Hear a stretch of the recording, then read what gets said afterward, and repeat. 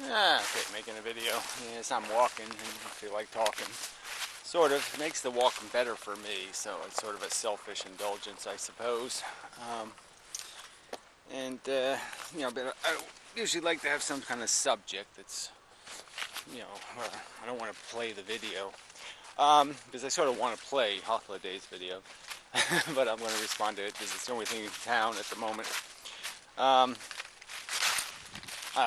I can't make much sense out of the Holocaust interaction between Anticontavad and Logic rolls the dice. I just don't really get maybe there's the point. We'll hear the punchline. Because he basically says the Holocaust, it doesn't matter whether he says it exists or doesn't exist. The point is he believes it's over, and therefore it doesn't matter that it happened. That's his philosophy. Yeah. So failure doesn't matter. Any price you pay for anything doesn't matter as long as you're dead and forgotten. But anyway, so we're still in the economics thing. So it's related to the Anticontavad's ability to extract a price as long as the price is in the past from a recognition in terms of that was interesting. I'm a little wobbly still. Anyway, not as foot articulate as I'd like to be. See if I can be philosophically articulate. So anyway, the word fairness is a word to play with a little bit. In some sense, fairness in the absolute sense wouldn't really make any difference. I mean, all you're really talking about is, the buckets of horror versus the buckets of fun. God damn, I almost fell down again. This is going to be interesting. I guess I shouldn't walk with my hand in my pocket, but I do sort of enjoy it. Anyway, alright, no more playing. It's a habit of mine. Keep my hands busy. Works for me anyway. So where was I? Yes, I'll just put my hand back in my pocket. Yes. Yeah, that's very nice. So this fairness thing does come down to, just a simple equation. In the end, there just doesn't matter. It doesn't matter who does the suffering, doesn't matter who does the funning. It just matters how much suffering and funning there was. So in that sense, fairness doesn't matter. But in every other sense, of course, it does. In the sense of we're more likely, we're conditionable and incentivizable. And so therefore, fairness would be fundamentally important when fairness will have something to do with outcomes in the future. If you played a sport and deserve had nothing to do with it, it was just arbitrary who won. It didn't matter that you were the strongest and the fastest and the best. Then nobody would do much work to be the best because they'd know it's not going to matter. The gold medal is going to go to whoever it goes to. So, in that sense, you need incentives, and fairness will provide, will provide incentives rationalized, coherent to the value you wish to promote or you understand to be important. So, in the realm of suffering, those who take the risk, those who go bungee jumping, the accidents of bungee jumping shouldn't happen to bystanders. You know what I mean? Somebody just walking down the street shouldn't have a bungee jumper fall on them, because they didn't assign the risk, and so they shouldn't be obliged to pay the penalty for the risk taking. So, it's sort of easy to understand that this is just fundamental in the terms of the nature of a system that has give and take, that has a value in it. The distribution of value may well be very important to the distribution or the creation of future results. Reward people for doing the right thing, you'll get more right stuff. Punish them for the wrong thing, you get less wrong stuff. That kind of idea. So that's where fairness has something to do with it. Now, whether life should be fair as a game, again, I don't think it's that complicated. So I guess the argument is more about people not liking the metaphor of evolution and life and the adventure of being matter in the universe. They don't like the idea of comparing this adventure to a game or to an experiment or to something that you could judge the efficacy of it, the efficiency of it, the function of it. And so clearly you have these two arguments. You have the absolute argument that whatever you call it, it's creating these bad happenings, and it's perpetuated because these good happenings are happening to people inclined to create more of it because they're satisfied that it was functional enough, so they'll make more. But this, again, can just be argued as just a psychological phenomenon. But regardless, let's just, for the sake of the argument, let's concede. There's that first question is what's the absolute nature of it, and then the second ethical question is even if it was running a profit and you distributed the suffering inequitably, that means the people who took the risk didn't pay for the risk. The bystanders were the victims. So, randomly. And that, they had no right to abdicate their victimhood. They had no right to escape your use of them as fodder, as a bridge, as a jacket in a mud puddle, using them to get to your future. The future being the future of your progeny. And so those are the two questions. The first question is in absolute sense, does life run a profit? The second question is, if it does run a profit, is it doing it equitably? Is the profit on something other than rape and slavery? Clearly, slavery is profitable for those who own the slaves. But is it ethically decent enough to justify the profitability? I think many people would concede that regardless of the profitability, regardless that you get to the future faster, more efficiently, in terms of your people, your kind, clearly the victims pay an extraordinary price, and they do so without consent, forcibly. I've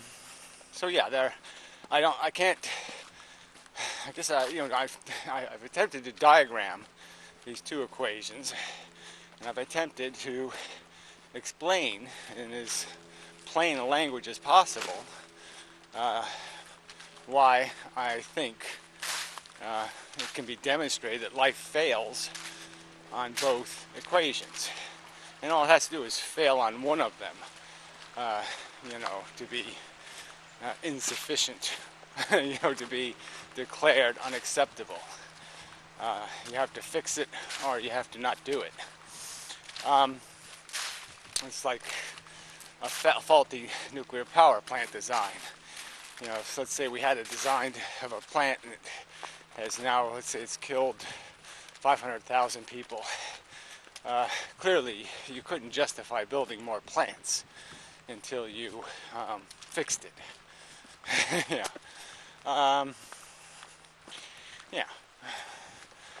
So I've set this out pretty plain language. That when you add it up, it just doesn't meet the standard. It's clearly, I think the easier argument to understand is the deserve argument. It doesn't apply the torture to the people playing the game. I'm not a procreator, I'm not a risk taker, and yet I'm obliged to pay the price for the world that exists. I mean, I certainly didn't start the fire, to quote a Billy Joel song, and yet I am expected to passively and without griping get burned in it. Why? That doesn't sound, that's clearly that seems like I'm just being used. People like me, people who find life a stench rather than a pleasure, overall, and absolutely humiliating in a way. I mean, it's humiliating. I mean, it's humiliating. It's in a charmingly funny way, but I just mean it's humiliating. I mean, I can tell you all the ways it's humiliating, but I mean they all pretty much start with the peen. Yeah, they all start with something like peen. Yeah, and it disowns you, and you're just followed around like a like a thing that follows stuff around, like a slave to it. And there isn't much else here. The rest of it's just work to make the penis comfortable. Maintenance of your existence to keep your penis warm and comfortable. Not much else happening here.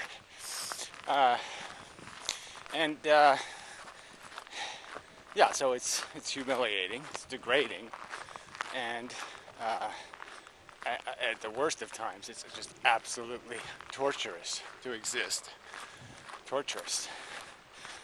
So when that's imposed without consent, you have an imperfection in the design. You have a fundamental and catastrophic flaw. And again, the metaphor of a game is fair. It's a fair metaphor.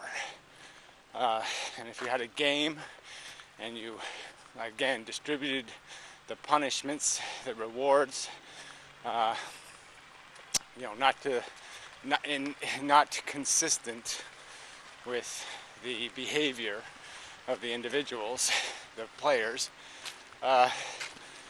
plenty of people, I think, most people, if I was to do that to football or baseball, if I was to make deserve have nothing to do with it, I think they would notice it, and they would find the game aggravating and unacceptable.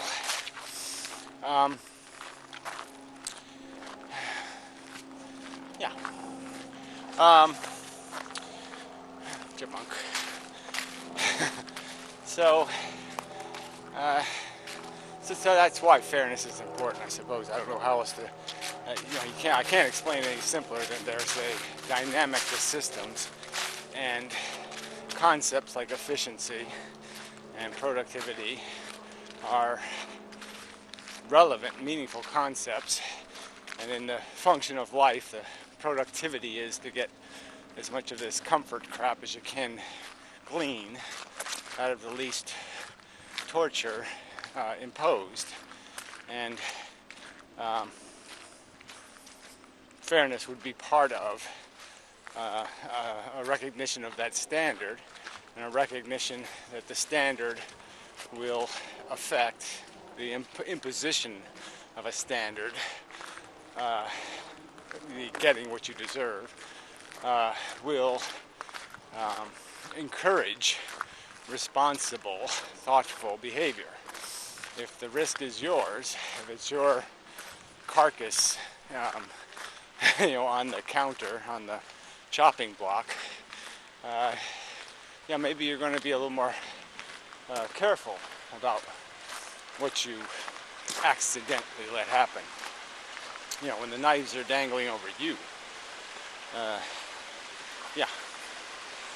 it's a little more real then, when they're dangling over somebody else. And I suppose the fundamental to this conversation is a recognition that most people just will not, have not, let's just say they have not been obliged to recognize that we're playing this game in an atmosphere where you aren't an individual. See, they kept saying that. He keeps saying he has rights. He keeps talking like his rights. And there's absolutely no acknowledgement that he doesn't live on an island. What he may want or what he may desire may be compromising somebody else's welfare. And that is, it's a 4-year-old might be able to be foolish enough to think that kind of gross selfishness works. But any kind of mature person recognizes they just can't take what they want. And they certainly can't ignore the fact that other people have to walk this ground, other people have to breathe this air, other people are attempting to achieve their satisfaction and comfort, and you can't compromise their welfare to get what you want, exercise your right. This doesn't work that way. Nope. Anyway, video. Feeling a bit queer today. Oh, yeah, not that way. Well, I probably feel a little queer that way too. Yeah, I just...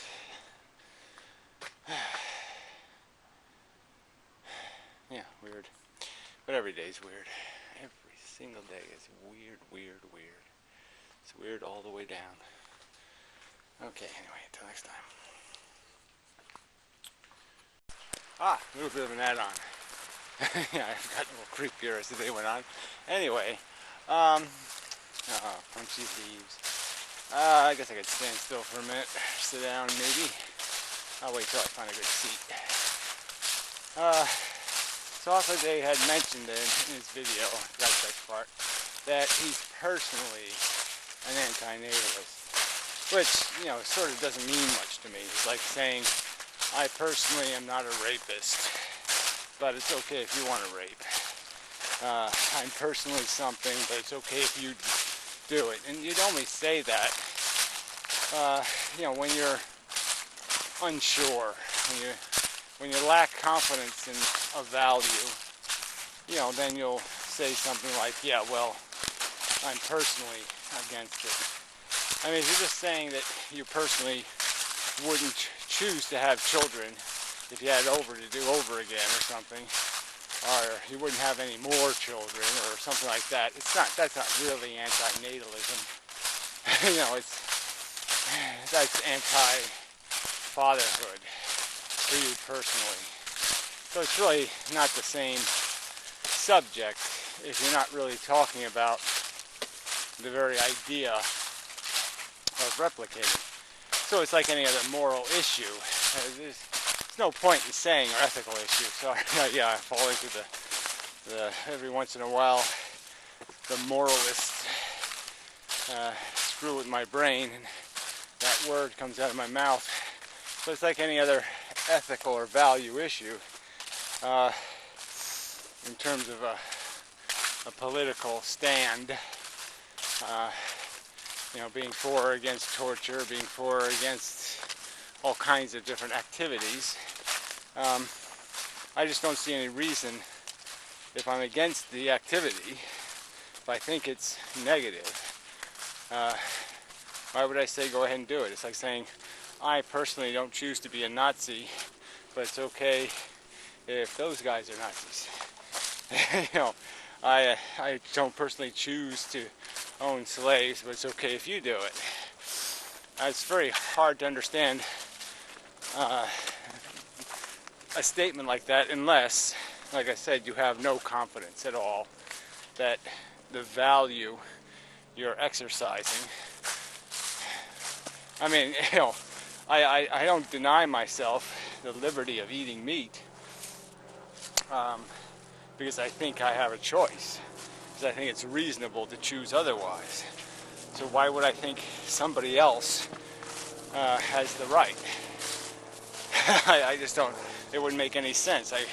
I'm only not eating meat because I think it's an obscenity as an action, and that at minimum it doesn't make the situation better. Hard to say, in terms of the volume of blood and guts on Earth, whether it's going to make any difference, but it really doesn't matter as a difference. It just matters as you can't do that.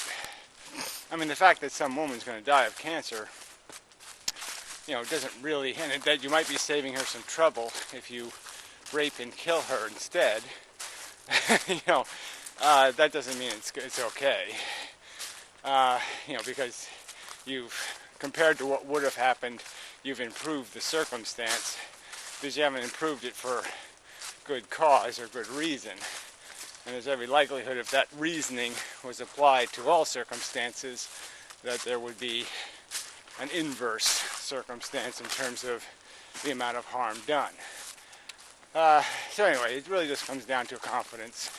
So if you think there's a reasonable chance that somebody can come up with some reasoning to explain why they have a right to subject the non-consenting to the risk of existence, that you don't think is a compelling reason for yourself, then just say, because you have no confidence in your understanding, and that there's an argument that exists that you find interesting or compelling as a potential counter-truth. But I'll say from my perspective, I see no argument that is the least bit rational, reasonable, logical, cogent, coherent, sensible, that can either justify the violation of the necessity of consent or the practical fact that life, for most people, is just an addictive syndrome, and they will not be better for it. They will pointlessly chase, pointlessly endure significant sadness and unpleasantness, and die and be rolled into the forgotten legacy of little squeaky mammal on Earth. And there will be no profit for the adventure. Now, I'm quite confident that that's the truth of our existence, that you can only fix what the nature of existence breaks. There's no money to be made. There's only cutting your losses. Cutting the losses, more precisely. So anyway, I didn't sit down. I can sit here. Yeah. Oh dear. I gotta feel a bit better than this. Be getting on with my life in a go kind of manner. I need to get highly productive and highly efficient. I can't do that in this condition. Yeah, the condition of. I'm sick of this. Anyway. Positive mental attitude. I am Vigo. Yeah, whatever.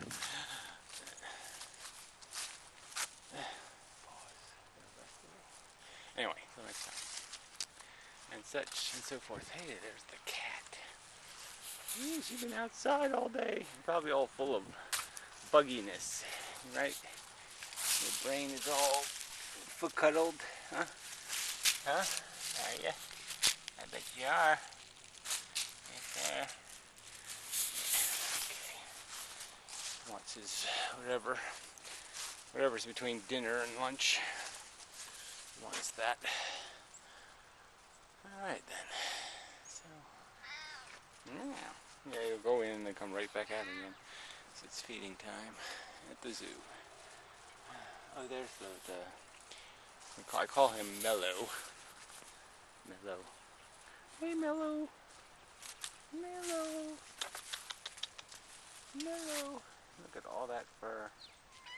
Meow. Meow. You're awfully cute. He's a little buggy. You have to worry about getting swatted, and this guy doesn't like him. Come on. So, why do you have to be an asshole? Jeez. Stop it. Stop it. You know, he's looking like he's going to do something stupid. Anyway. Politics everywhere. Yes, come inside. You forgot. That's right. Leave the cat alone. Yeah, but it's just, you know, it's like one of them Angora kind of cats. What's it doing out in the, you know, humans suck. Look at them. I don't have no mommy and no life. And anyway, it's terribly sad. Until next time.